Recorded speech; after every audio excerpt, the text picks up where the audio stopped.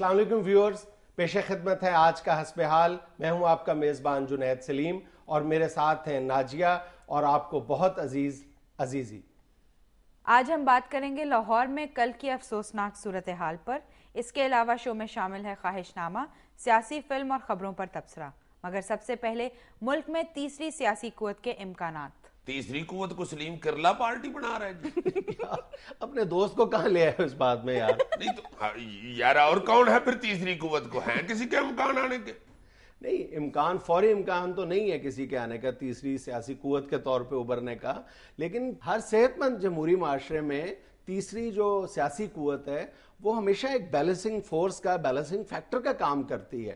ابھی تم انگلینڈ میں دیکھ لو، وہاں پہ لبرل ڈیموکریٹس نے کیا کارنامہ کیا ہے، 57 سیٹس حاصل کی ہیں. اور پہلے بھی وہ جب سے بنی ہے دو پارٹیوں کے مرجر کے بعد سے وہ ہمیشہ یہ 50-60 سیٹیں لیتے ہیں اور وہاں پر بڑا یعنی پازیٹیولی کنٹریبیوٹ کرتے ہیں ڈیموکریسی میں.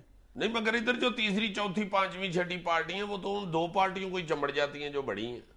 یہ بھی ویسے ایک المیہ ہے نا ہمارے ہاں. ہوتا یہ ہے کہ ہمارے ملک میں جو سب سے بڑی پرابلم ہے وہ تیسری سیاسی قوت کے ساتھ وہ یہ ہوتی ہے کہ وہ یا تو اسٹیبلشمنٹ کا کرشمہ ہوتی ہے یا وہ حالات کی پیداوار ہوتی ہے وقتی طور پہ.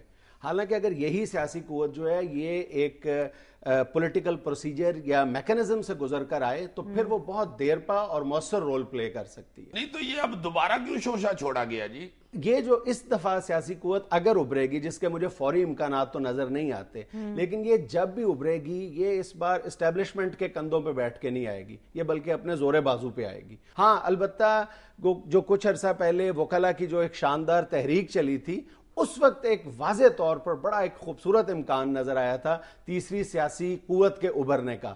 جب وکلا تھے، سول سوسائٹی تھی، کچھ سیاسی اور مذہبی جماعتیں ساتھ تھیں، اس وقت یہ امکان موجود تھا کہ یہ ایک سیاسی قوت کا روپ دھار لے گی. لیکن پھر ہوا یہ کہ اس کے اوپر چونکہ کوئی امبریلا ایک نہیں تھا، چھتری ایک نہیں تھی، پھر وہ ڈسپرس ہو گیا. وکلا اور سول سوسائٹی کے علاوہ کسی نے کوئی کوشش نہیں کی؟ کچھ دن پہلے ایک اور کوشش بھی ہوئی ہے تیسری سیاسی قوت کے حوالے سے کہ ایم ایم اے کو ریوائیو کرنے کی کوشش کی گئی. وہ بھی شروع میں اس لیے ختم ہو گئی کہ اس کی جو بنیادی شرط تھی وہ کبھی بھی پوری نہیں ہو سکتی. وہ تھی مولانا فضل الرحمان صاحب کا حکومت سے استعفیٰ. اور مولانا فضل الرحمان صاحب کی یہ پرابلم ہے کہ وہ حکومت سے باہر نکلیں تو ان کا لاکڑا کاکڑا نکل آتا ہے. دل بشاک ان کا بہت تگڑا ہے مگر کوں موں کرنے لگتا ہے. یار ویسے یہ ہمیں یبڑیاں ہی مار رہے ہیں ہم تیسری قوت والی. اب بھی دیکھ لو لوگوں نے دو بڑی پارٹیوں کو ووٹ دیے ہیں یہ ضمنی الیکشن میں. ان ضمنی انتخابات میں لوگوں نے ووٹ ان دونوں پارٹیوں کے بینر تلے ضرور دیا ہے، لیکن ان کی پہلی کنسیڈریشن جو تھی وہ لوکل پالیٹکس کے ڈائنامکس تھے. انہوں نے مقامی گروہ بندیوں کے تحت ووٹ دیے ہیں زیادہ. تم دیکھ لو کہ پیپلز پارٹی نے جنوبی پنجاب میں تو واضح مارجن سے کامیابی حاصل کی ہے، لیکن سینٹرل پنجاب میں بھی انہوں نے بہت زیادہ نمایاں کارکردگی کا مظاہرہ کیا. روب نہ ڈالو، کون جیتا ان کا ادھر؟ اور یار جیتا نہیں تھا کوئی، لیکن ووٹ بہت زیادہ تھے. تم ذرا کچھ دن پیچھے جاؤ اور دیکھو کہ بالکل یہ کہا جا رہا تھا کہ پیپلز پارٹی پنجاب سے وائپ آؤٹ ہو گئی ہے، تو یہ ایسا تو نہیں تھا نا. یار ویسے ایک تو میں بات بتاؤں، اگر یہ اسٹیبلشمنٹ مشرف کی پشت پہ ہاتھ رکھ دینا تو وہ آ سکتا ہے. 200 سال تک اس بات کا کوئی امکان نہیں. بہت اچھے، 200 سال تک رکھے مشرف صاحب نے جن بن جانا ہے. ڈکٹیٹروں کے پلٹ کر آنے کا کوئی چانس نہیں ہوتا. ایک دفعہ گئے تو گئے، واپسی کے سارے دروازے ہمیشہ ہمیشہ کے لیے بند ہو جاتے ہیں.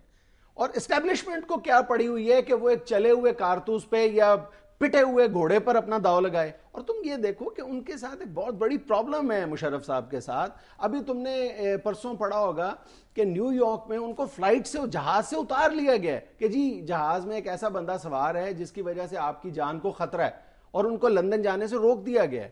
تو جس کی جان امریکہ یا لندن میں محفوظ نہیں ہے اتنی ہائی سیکیورٹی کے باوجود، تو وہ پاکستان میں آنے کا رسک کیسے لے سکتا ہے؟ پاکستان میں سیاست کرنے کے لیے سیاستدانوں کو اپنی جان ہتھیلی پہ رکھنی پڑتی ہے. جان ہتھیلی پہ رکھ کے پیچھے 30-40 پولیس والے لگا کے پھرنا پڑتا ہے. تمہارے مشرف صاحب جو ہے فیس بک پہ ایک پیج بنا کے بیٹھ گئے کہ جی میری پاپولیرٹی بہت ہے. اب فیس بک بند ہو گئی ہے تو سیاسی جماعت بھی بند ہو گئی ان کی. میں نے تو سنا ہے وہ اپنے کمپیوٹر کے سامنے کھڑے ہو کے اپنی پارٹی سے خطاب بھی کرتے ہیں. ایک دو دن وہ دکھی بھی بڑے رہے تھے، ان کی پارٹی میں وائرس آ گیا تھا. لو جی پھر تیسری قوت صرف مجھے ایک ہی نظر آتی ہے، عمران خان. مگر یار وہ کرکٹ کے میدان میں تو بڑے چھکے مارتا تھا، سیاست میں وہ ٹپ ٹپ پہ لگا ہوا ہے. نہیں یار ویسے عمران خان میں تیسری سیاسی قوت بننے کا پورا پوٹینشل موجود تھا، بلکہ ہے.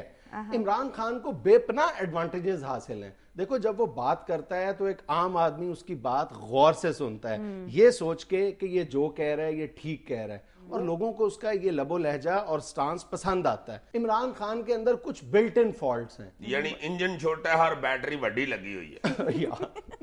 گرم بات کر دیتے ہیں نا ایک دم. اچھا سن تو لیں کیا کہہ رہے ہیں. مثلا دیکھو وہ بالعموم اپنے قول اور فعل میں مطابقت قائم نہیں رکھ پاتے. خاص طور پہ تم نے محسوس کیا ہوگا کہ جب انہوں نے ضمنی انتخابات میں ٹکٹ دیے ہیں تو لوگوں نے بہت اعتراض کیا ہے کہ جو خان صاحب ٹی وی ٹاک شوز میں بات کرتے ہیں سیاسی کلچر کو بدلنے کی، لیکن ٹکٹ انہوں نے انہی لوگوں کو دیے ہیں جو نون لیگ، کاف لیگ اور پیپلز پارٹی کے مسترد